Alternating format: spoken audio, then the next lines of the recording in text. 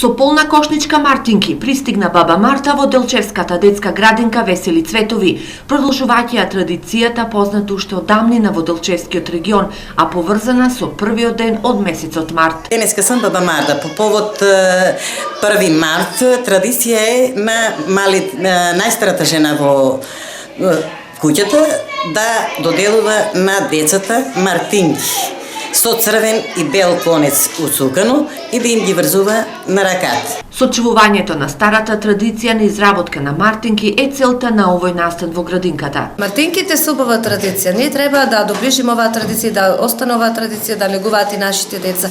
Во согласност на оваа традиција, ние денеска го работиме проектот од дете за дете, каде што секој дете изработи мартинка и ја поклони на своето другарче. Децата денеска подаваа рачиња на баба Марта за да им врзе мартинка. Кој ти ги правеше? Сам. Сам си направил.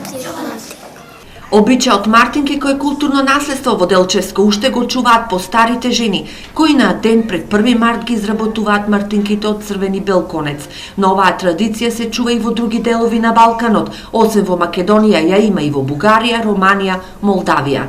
Овие мајли се познати под многу имења на Балканот, како мартинки во Македонија, мартеница во Бугарија, мартишор во Романија и Молдавија, мартис во Грција. Оваа традиција, за која се верува дека има предхристијанско потекло, во себе носи различни верувања пред се поврзани со заштитата и магијата на црвената и белата боја, кои представуваат здравје и прочистување. Инаку од 2013 година обичајот наречен Среќна баба Марта со мултинационалната апликација од страна на Македонија, Бугарија, Романија и Молдавија е предложен да се постави на листата на светското нематеријално наследство на УНЕСКО. Носител на македонскиот дел на апликацијата за мартинки е Институтот Марко Цепенков, а документацијата се темели меѓу другото и на поддршката од Хајмус. Во таа смисла денеска во Скопје во Ситимол е изложена мартинка од Гинисовата книга на рекордите, долга 17 километри, а изработена од жителите на Видин, Бугарија.